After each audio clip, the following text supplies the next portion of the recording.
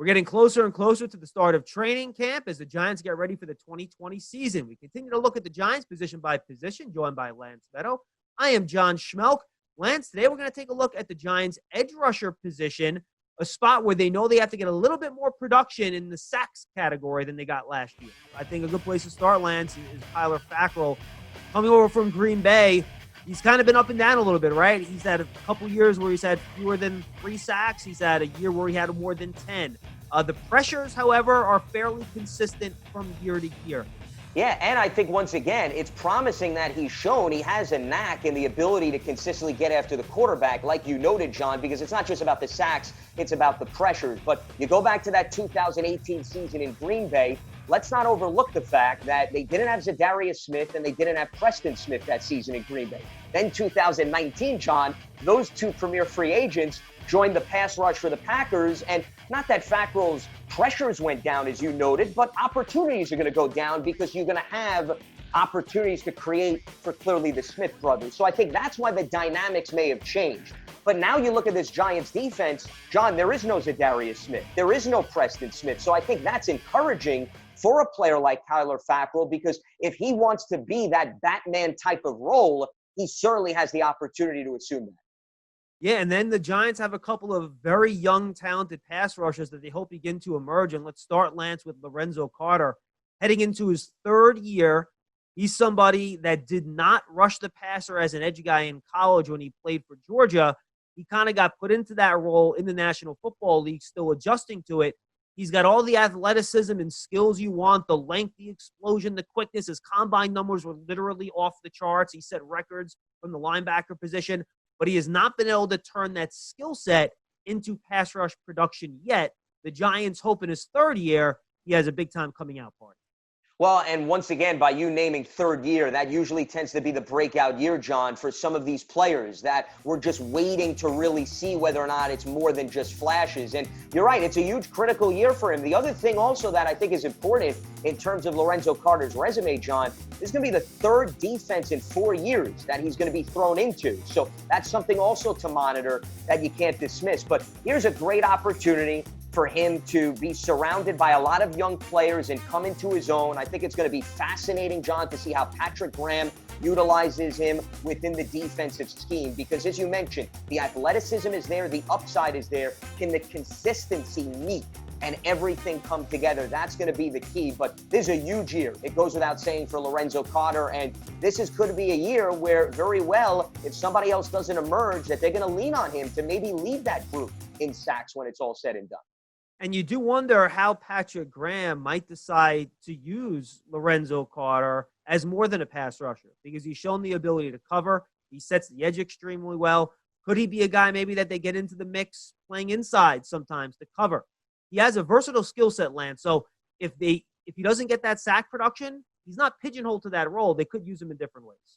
Well, I think that's a great point, John, because the game that jumps out to me that you just talked about, him dropping back in coverage, they were in San Francisco a few seasons ago. And remember, there's that noteworthy play where the running back came out of the backfield. Who stuck with him? Lorenzo Carter. So he's certainly shown that. But once again, that was within a different defensive scheme. So that's why it'll be very interesting to see what Patrick Graham taps into. But there is certainly an opportunity, John, as you mentioned, to utilize him on the interior, because even though they have some veterans that are in line to start, behind those starters, there's some youth. So he could very well be that versatile jack-of-all-trades type of pass rusher.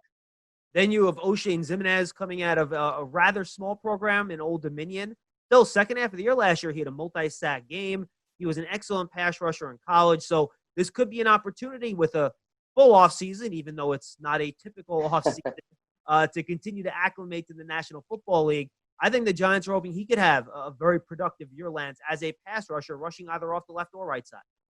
Hey, you mentioned product out of Old Dominion, and his sack numbers jumped off the page. One of the most productive players to come out of Old Dominion, even on the FCS level when it came to sacks. He had 4.5 sacks, John, last season. He had that 2-sack game against the Eagles. And you're right, the flashes, the bulk of the production came late last season. But granted, that's also when his playing time, I think, slowly increased too. So the fact that it's just a small sample size, John, I think is encouraging. Ximena coming into year 2, Lorenzo Carter coming into year 3. I can't think of a better opportunity, John, for those two players to complement the likes of Kyler Fackrell. And if Graham can mix and match both of them, hey, this is the year to make the statement and prove that you're worthy of playing well over 50% of the snaps. Yeah, and Ximena has to improve setting the edge as well. There are a couple of runs where he got caught inside last year. Remember, these defensive coordinators that come from the Patriots, stopping the run matters to them. He just has to make sure he's an edge setter as well as an edge rusher. Well, and that gets dismissed and overlooked from the conversation too, John. Whenever we talk about the edge rushers, remember, a key component is set the edge and make sure that those runners do not get some leverage. When JPP and Olivier Vernon were here, remember, what stood out about those two, it wasn't just about them getting after the quarterback, but the ability to stop the run too. So that's going to be something to monitor for this young nucleus, as well as somebody like Kyler Fackrell, especially if he's on the field more often than not, if Patrick Graham chooses to go with either an extra linebacker or an extra pass rusher. And then, Lance, finally, you have Marcus Golden signing just before camp here, returning to the Giants. So he's a second player along with Kyler Fackrell that's had double-digit sacks, and he could be a really helpful player, not only rushing the passer, but stopping the run.